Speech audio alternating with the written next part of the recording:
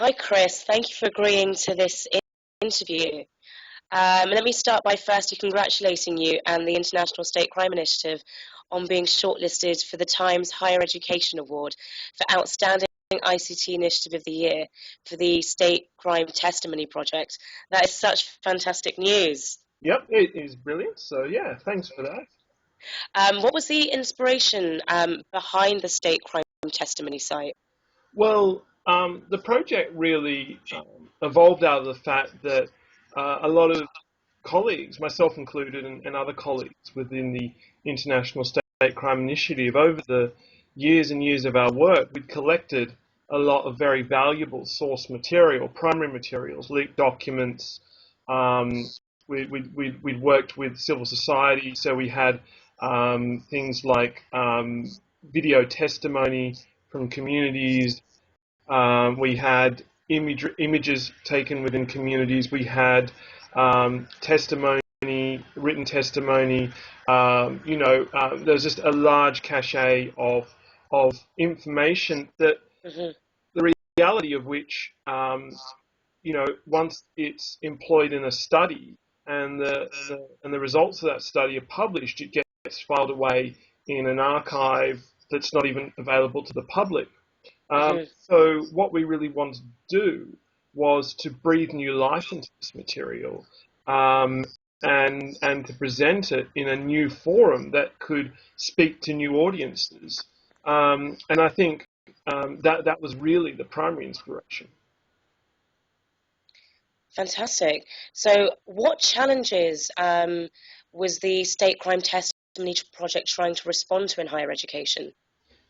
Well, that I think it was really, once again, to sort of follow on from what I said before. I think we were trying to speak to a new audience, or taking a really rich cache of primary documents which we had, and let them speak to a new audience. And that new audience was, higher education students, whether it be undergraduate, postgraduate, because the reality is state crime is one of the great lacunas in criminology.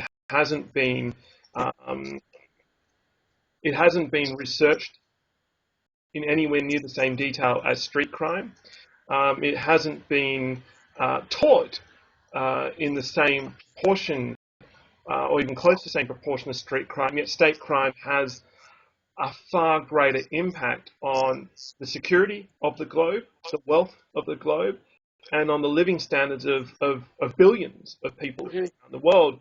But really, what's been positive in the last decade is that shortcoming in the criminological literature and teaching is being remedied slowly, but we're getting there. And now you're seeing state crime being taught at higher education institutions around the UK, but also globally. You're seeing it taught in South America, North America, Asia, down in Australia and New Zealand. Mm-hmm. It's really becoming a global subject being taught in higher education institutions everywhere. But the problem that we face is there is a real lack of learning materials. There is a small amount, but it's still very much a greenfields area, and there really isn't much material.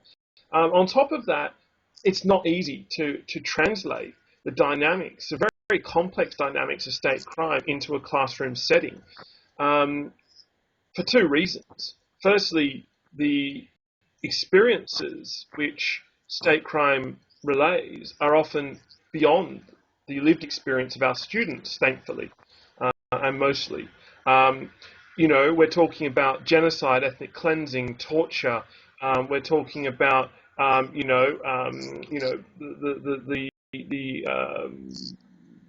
false, the imprisonment of people, the without trial, a whole range of human rights abuses, which mercifully our students will not have experienced, or probably won't even have a family member in some cases who's experienced that. So they would have no direct experience of it. So it's quite a foreign phenomena, because unfortunately the reality is often the people who suffer the impact of state crime are beyond our immediate shores, which is a part of the problem, because we need to create new new mediums of empathy, I guess, so people can start to relate to it and take it as seriously as it should be.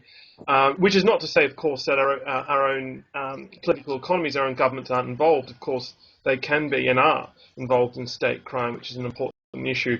But the first thing was really that students haven't been, they may not have had direct experience of it, but also because it does occur in quite in locations, in context, in complex contexts, that once again the cultural, political, and economic dynamics they may not be familiar with. So students may not readily know about the complex tenure situations in Peru or in Papua New Guinea, both of which feature on the project, or the complex relationship between the communities and the land and the resource sector, and the sort of antagonisms that produces. And it's not very easy to understand that dynamic from a textbooks, from reading about it on a page. Sometimes you need to have the living, breathing people reach out to you and to tell you their stories and to tell you their struggle and to tell you what the land means to them and what the environment means to them. And I think that actually tells a much richer tale sometimes than one we could possibly achieve just through a written text. So in order to try and meet a sort of deficit, a lived experience deficit, and also a political economy deficit, we wanted to try and reinvigorate these source materials that we've collected through our fieldwork. And because fieldwork is becoming more diversified in character, we don't just come back from fieldwork anymore with sort of audio interviews and maybe a few documents. We come back with videos and still images and which can really breathe a new dimension into things. So the project was really about how can we curate these source documents, and I say documents in the broadest sense possible. How can we curate them and bring them together in a way that will meet these deficits? And that's where we really came up with the idea of putting them into case studies, but case studies where curated by the researcher involved. And you'll see with each case study, the researcher introduces it through a podcast, and often they'll also come in at various stages throughout to offer their commentary. They'll also curate they'll create a narrative in which to introduce the primary sources. So it's not just to the student, here you go, dump a whole bunch of primary sources on their desk and tell them to enjoy themselves. There's actually a very careful structure in place for them to immerse themselves. And so we use this case study methodology and the research and narrative, and that introduces them to the primary sources. But then really what's key there is that is just the researcher is essentially just a tour guide, and the exhibits are the primary sources. And so the students delve into the primary sources and use them to stimulate their own understanding, to think, for example, one of the cases that looks at the Bougainville conflict, they get to read the meeting minutes and the internal memorandums that were produced by the Rio Tinto subsidiary, Bougainville Copper Limited, which details how they helped organise and become part of a military campaign that was listed with war crimes. So they actually get to see those documents and they can start to think, well, what motivated those managers? Why did they do that? What kind of influence did they have on the government? And is it more complex than simply big nasty mining company telling poor third world government what to do? Is there a bit of a push and pull dynamic going on? So try and get them to think critically about state corporate dynamics. So, it's this whole totality. It's about responding to these, it's about breathing life into these sources. It's about, responding to these challenges students face. And I think, and it's about creating a framework, a narrative for that deficit to be met.